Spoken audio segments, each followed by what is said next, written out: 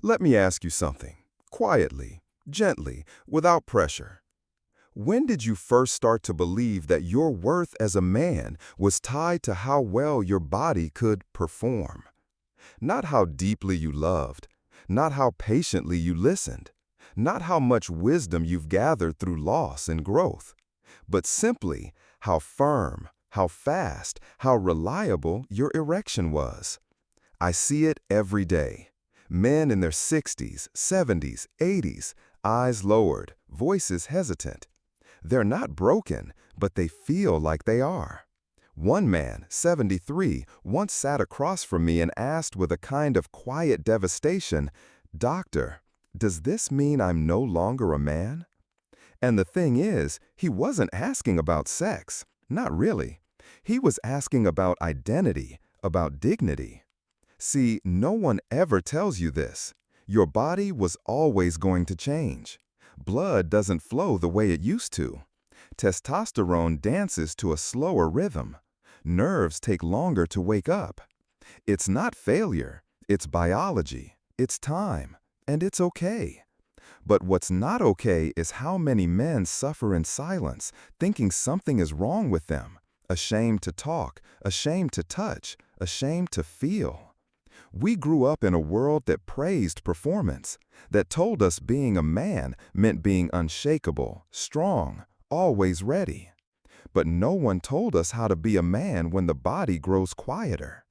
No one taught us that intimacy could shift, become slower, softer, richer. Here's the truth. An erection is not the whole story anymore. And that's not a tragedy. It's an invitation. An invitation to explore something deeper than just performance. An invitation to reimagine intimacy as presence, not pressure. To be there, really be there, with yourself or with someone you love. To feel instead of just achieve. You don't lose your sexuality when your body changes. You just meet it in a new form. And if you allow that shift, if you welcome it instead of fighting it, something beautiful happens. You stop chasing the ghost of who you were at 30 and start discovering who you are at 60, 70, 80. I've seen it. I've seen men reclaim touch, not as a performance, but as a way to say, "I still exist." I've seen them cry when they realize pleasure is still available, that connection hasn't left, that they were never broken, just unprepared for this new chapter. Let me say it plainly.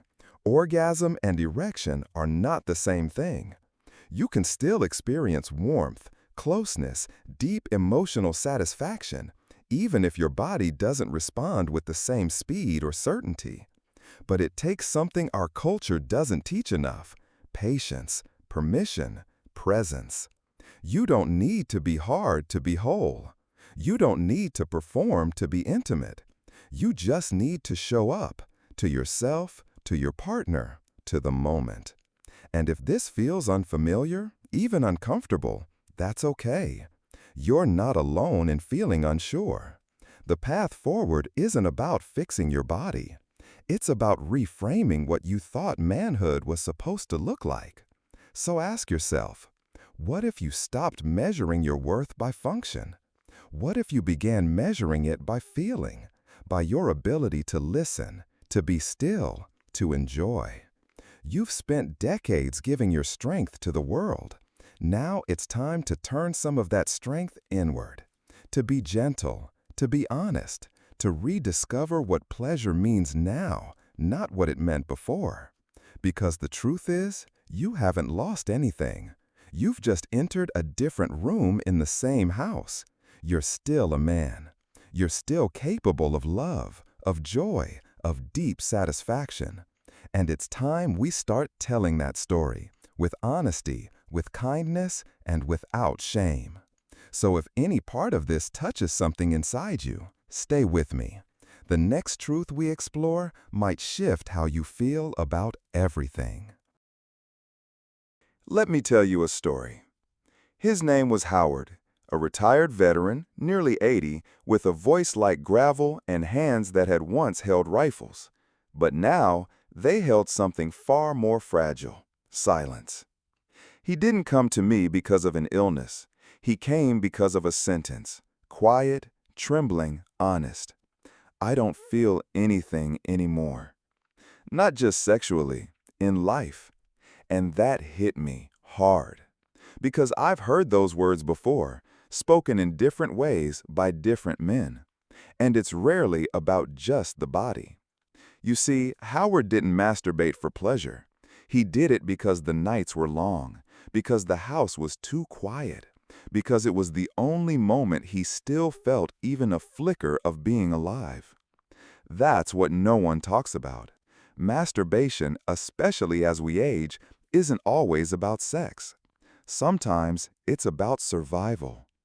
It's a way to soften the ache of loneliness, a habit that becomes a rhythm, a ritual that whispers, I still exist, even if no one else is there to notice. Biologically, it makes sense. When we orgasm, the body releases dopamine, serotonin, oxytocin, all the chemicals that help us feel calm, connected, okay. For men living alone, grieving, navigating retirement, divorce, loss, this becomes a quiet medicine, one without words, one without judgment. But here's the tricky part. When you reach for yourself out of habit, not presence, you may slowly stop feeling altogether. What once soothed becomes numb.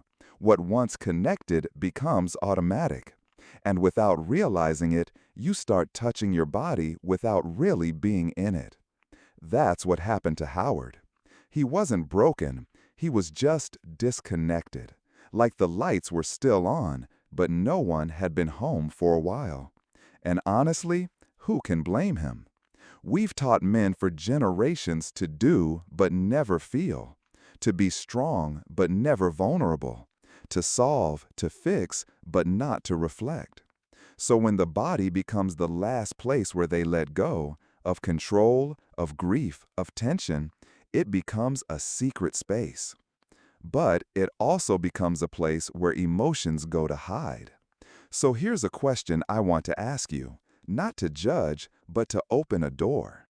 When was the last time you touched yourself not just to finish, but to feel? Not just to fall asleep, not just because it was familiar, but to actually be with yourself, with gentleness, with intention, maybe even with gratitude. That shift, small as it sounds, is powerful. Because when masturbation is done with presence, it becomes something else entirely. It becomes a form of emotional self-care, a return to sensation, a private practice in reclaiming your inner world. Think of it like this. Your nervous system is a garden. Every time you rush, numb, avoid, you're walking over it with boots. But every time you slow down, breathe, listen, you're watering it. You're reminding yourself that you still have roots, that your capacity to feel hasn't died. It's just been waiting for sunlight. And look, I get it. This kind of conversation can feel awkward, even ridiculous at first. But let me tell you, the men who find the courage to reframe this act, they don't just feel better sexually, they feel better emotionally. They sleep deeper, they soften, they reconnect with their bodies and eventually with the world. So here's the insight I want to leave you with today. What you may truly be seeking is not release, but peace. Not just stimulation, but stillness. Not distraction, but presence. And if that sounds strange, maybe it's because no one ever gave you permission to think of it that way. Well, I'm giving you that permission now. You are not weak for needing comfort. You are not broken for feeling lonely. And you are certainly not shameful for wanting to touch your own body. The key is how you do it, the energy behind it, the intention you bring into it. Because when done with awareness, masturbation becomes less about escape and more about return. A return to yourself, to sensation, to wholeness. And that, at this stage in life, might just be the most important practice of all. Let's talk about something most men are never told until it feels too late. I remember Roy. He was 74, recently widowed, shoulders heavy with silence. He sat across from me and said, almost apologetically, "I finally met someone again, but my body, it just doesn't work like it used to." He didn't say it with anger. He said it with grief. Not the kind you cry through, but the kind that lingers like a quiet echo. Roy believed he was broken, but he wasn't. He was just out of practice. And that's a truth many men over 60 need to hear. Your body hasn't failed you. It's just been waiting for you to come back. See, when we stop touching ourselves, not with lust, but with care, our bodies begin to forget. Not instantly, not dramatically, but slowly, silently. Blood vessels start to narrow, nerves become less responsive, tissues lose their elasticity. And when nothing flows, nothing grows. It's the same principle as muscle loss. You stop using it and it weakens. But unlike a bicep, this part of you is wrapped in layers of identity, shame, silence. No one ever told Roy that this part of him needed maintenance, not to be sexy, not to impress, but to stay alive, to stay connected. So here's what I want you to understand today. Self-touch at this age isn't indulgence, it's essential maintenance. Think of it like stretching a stiff joint or walking to keep your heart strong. Except this time, you're keeping something even more personal open and alive. Your ability to feel, your ability to respond, your ability to be here, in this body, now. The problem is, we've been taught that sexuality has an expiration date, that without a partner or without performance, it's no longer valid. But that's a lie, a dangerous one. Because the longer you ignore your body's needs, the harder it becomes to hear its signals. And those signals, desire, touch, warmth, are not luxuries. They are life itself. Roy hadn't touched himself in years, not because he didn't care, but because he thought it no longer mattered. But his body wasn't done. It was simply quiet, waiting. And when he finally returned to it, gently, without pressure, without shame, it began to respond. Not overnight, but gradually. A little more sensation, a little more confidence, a little spark of, "I still exist." And that, right there, is the point. This isn't about becoming who you were. It's about staying who you are. It's about refusing to let the door close, not out of fear, but out of care. So let me ask you, honestly, quietly, have you been treating this part of yourself like it no longer matters? Have you let it fall into silence? Because if so, you're not alone. But the good news? It's not too late. The body remembers. It just needs a reason to awaken. Start simple. No goals, no timelines, just presence, just intention. Like a gardener returning to soil that's been dry for too long, what you give it now matters more than what's been lost. Self-touch isn't just about pleasure. It's about circulation, elasticity, stimulation, awareness. It's about maintaining the neural and physical connections that remind you, day by day, that you still deserve to feel, still deserve to belong in your own skin. You don't need someone else to do that for you. You just need you. So if this resonates, I want you to hold on to one truth. You're not broken. You're just reconnecting. And this gentle, quiet act might just be one of the most loving things you do for yourself this year. Let's keep going. There's still more to remember and more to reclaim. Let me tell you about Ernest. He was 68, lived alone in a small apartment on the edge of town. No big medical complaint, no urgent diagnosis, just a quiet ache he couldn't name. "I still touch myself," he told me, "but it feels like I'm touching someone else." That sentence stayed with me, not because it was unusual, but because I've heard it so many times in different words from different men. There's a numbness that creeps in slowly, not just in the body, but in the heart. And one of the most overlooked reasons behind that numbness is porn. Now, this isn't a moral lecture. I'm not here to shame you. I'm here to tell the truth with honesty, science, and compassion. Because here's what most men don't know. The way we use porn can literally change how our brain responds to real intimacy. See, porn is designed to be extreme, fast, loud, visually intense. And our brains, especially aging ones, are highly adaptable. That's both a gift and a danger. When you repeatedly stimulate your brain with high-speed, high-volume sexual input, it starts adapting to that as the new baseline. Dopamine floods the system. Novelty becomes the expectation. And over time, the brain rewires. What does that mean in real life? It means the gentle touch of a real person, someone warm, slow, present, feels flat. Your own hands might feel distant, almost invisible. You crave stimulation, but nothing satisfies. That's what happened to Ernest. He wasn't lacking desire. He was drowning in intensity. The screen became his comfort, but it also became his cage. And that's what makes this danger so hidden. There are no flashing warnings, no immediate breakdown, just a slow dimming of light, until one day you realize you feel very little at all. Especially for older men, this rewiring can be harder to undo.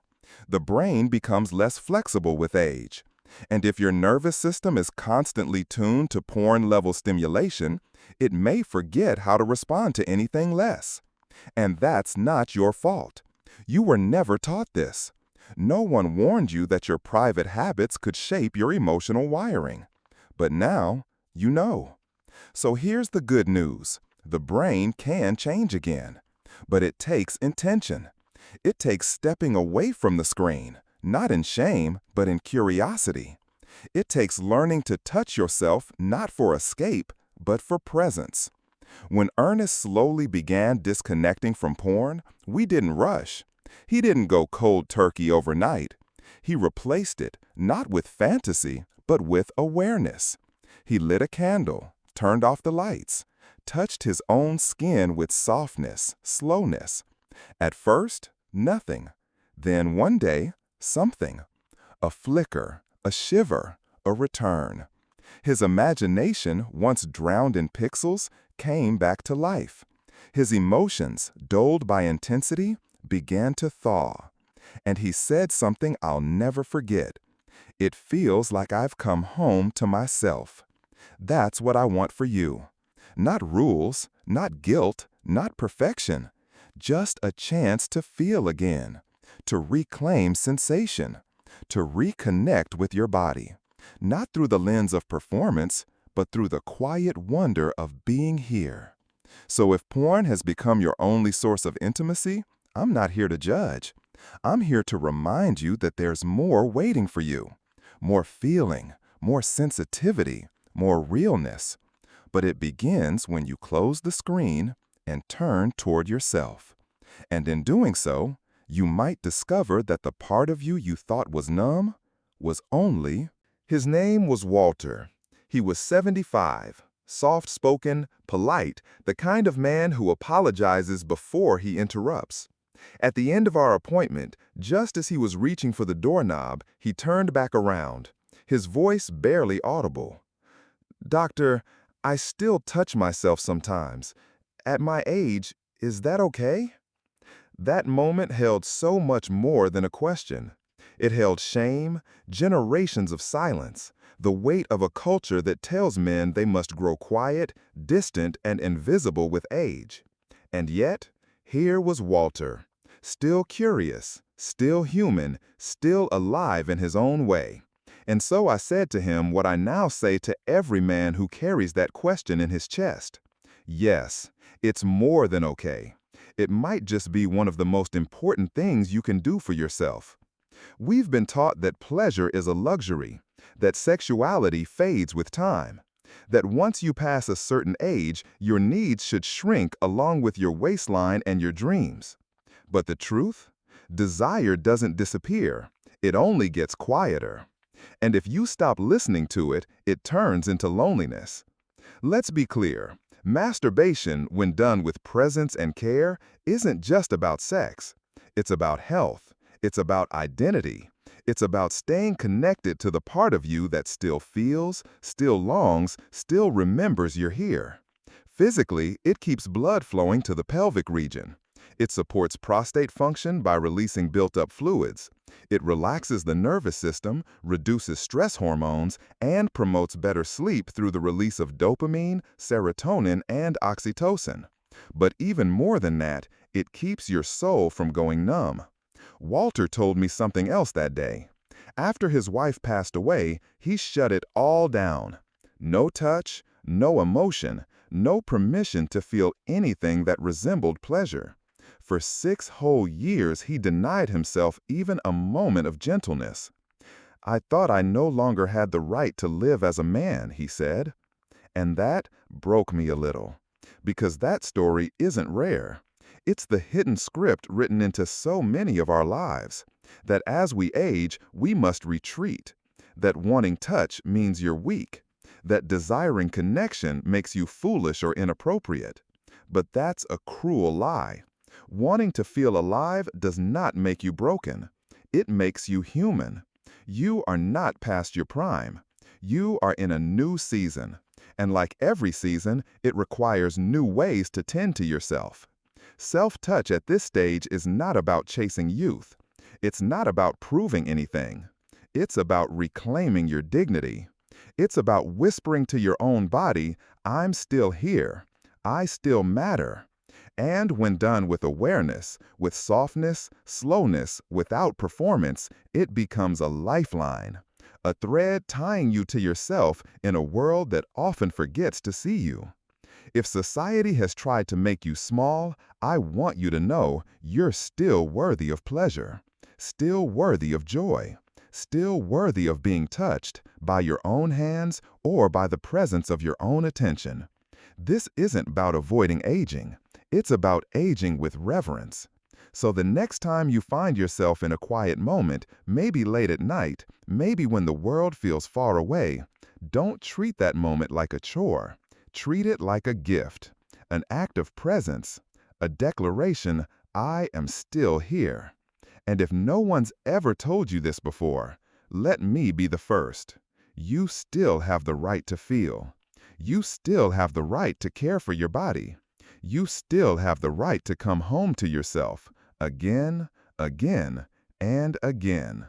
Let this be your beginning. Let me introduce you to George.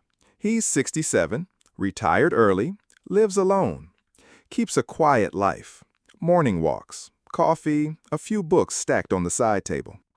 When he came to see me, he wasn't looking for a diagnosis. He just looked tired. Not physically, emotionally. "I still touch myself," he admitted. "But afterward, I feel more hollow than before. Not ashamed, just disconnected. Like the act had become mechanical, a habit, not a moment." And that's something more common than most people think. Because when we don't adapt to our changing bodies, even the most natural acts can begin to feel empty. Here's the truth. As we age, our bodies evolve, and our approach to pleasure has to evolve too. It's not about loss, it's about listening. Your skin, it's thinner now. Your nerve endings, they take more time to respond. Your tissues, more delicate, more sensitive, more in need of kindness. And yet, so many men continue with the same approach they learned decades ago. Fast, rough, goal-driven, and screen-fed. Not out of desire, but out of routine. The result? Disconnection, fatigue, even a sense of sadness you can't quite name. So let's try something different. Let's stop treating this part of life like a sprint and begin treating it like a conversation. Here's what I often suggest. Gently, without rules, just guidance. Start by shifting the why. Don't reach for release. Reach for reconnection. This isn't about getting it over with. It's about being with yourself. Then shift the how. Drop the screen. Porn shortcuts your nervous system, rewiring your brain to expect unrealistic intensity. Instead, bring your focus back to your body, to the present moment, to your breath. Let me leave you with this. Desire doesn't disappear with age. It just softens. It no longer roars like it did at 30. It whispers. And sometimes that whisper is easy to miss, but it's still there. In the quiet ache of a lonely night. In the fleeting warmth of a memory. In the moment you pause, not for pleasure, but for presence. You see, this isn't about sex. Not really. It's about remembering that you are still alive, still worthy, still human. When approached with awareness, not guilt or habit, masturbation becomes something else entirely. Not an escape from aging, but a sacred return to yourself, to your breath, to your body, to the part of you that still wants to feel, gently, deeply, truly. Your body, no matter how many years it's carried you, still deserves to be touched with care, to be acknowledged, to be loved. You haven't lost yourself. You've simply forgotten where to look. And now you remember. Welcome back.